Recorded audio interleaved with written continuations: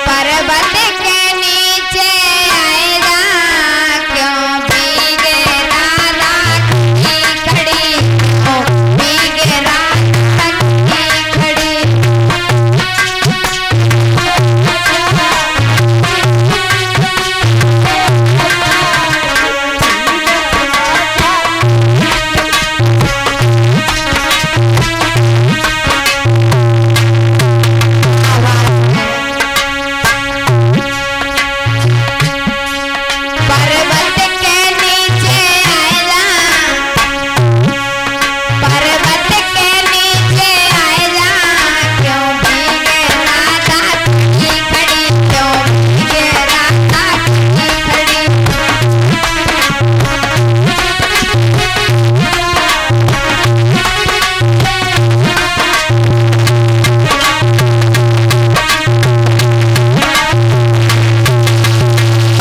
इधर महाराज बलराम ने जैसे इतनी बात कही तो राधा पर्वत के नीचे आ गई।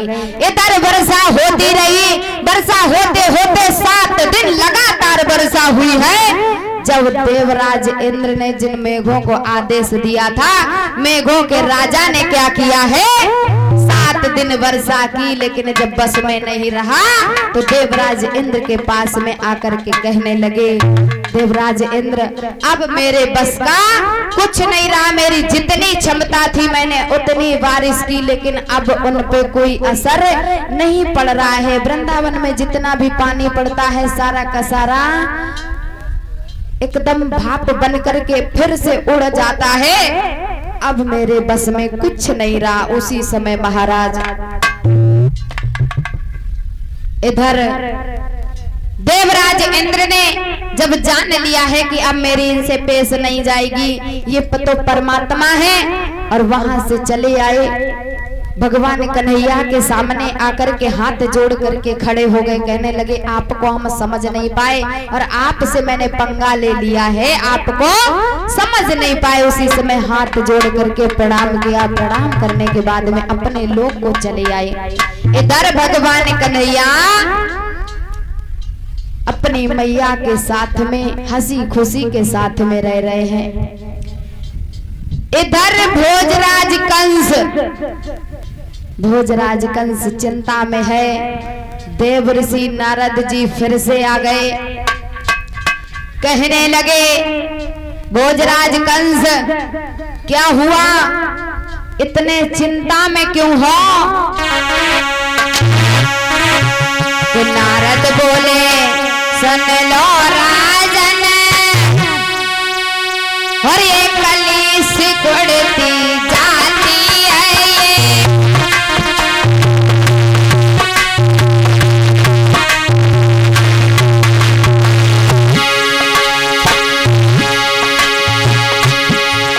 नारद बोले सुन लो राजन,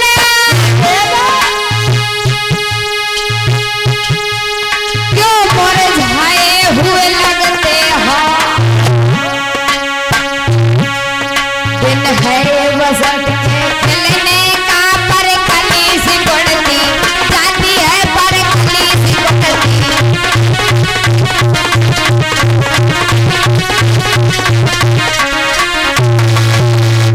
देव ऋषि नारद जी कहने लगे राजन तुम चिंता कर रहे हो, और क्या बात है।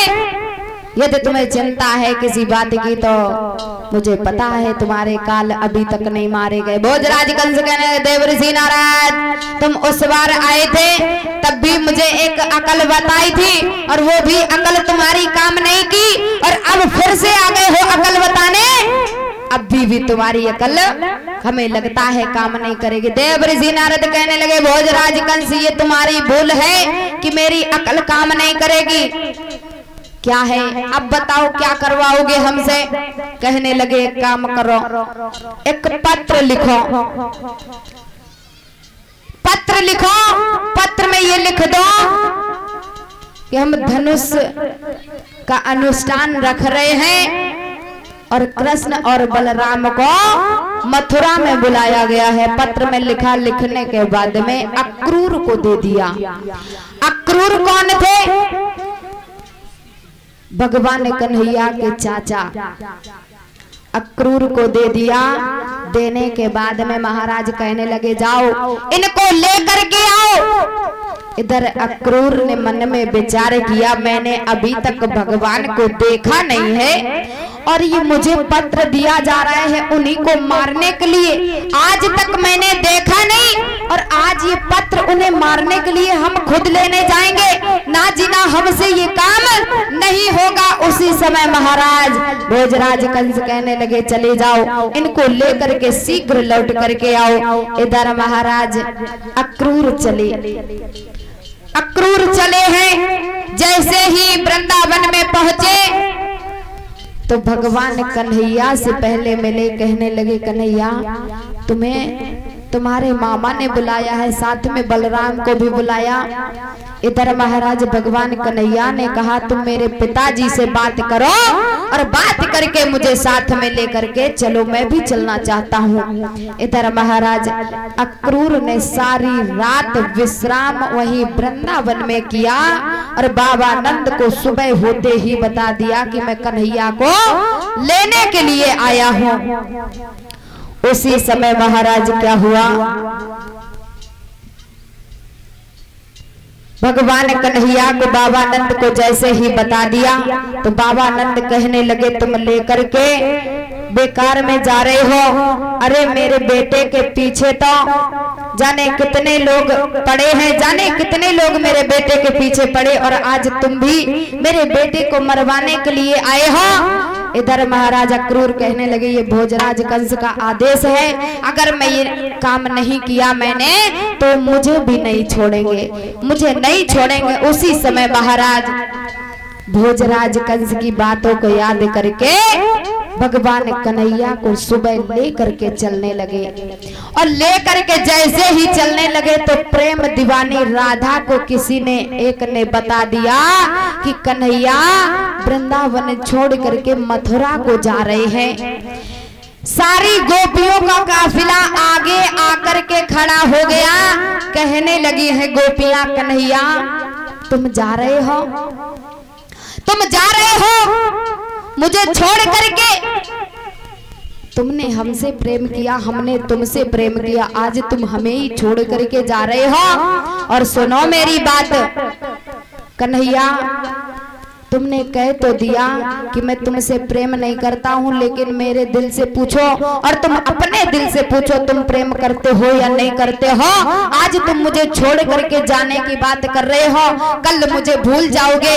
अरे पागल हो गई हो क्या राधा, मैं तुम्हें कैसे भूल सकता हूँ भला। अरे आज जा रहा हूँ, कल रुकूंगा, परसों आ जाऊंगा। परसों का वादा करके वहां से चलने लगे हैं भगवान। तो राधा कहने लगी है कन्हैया रेत पर ना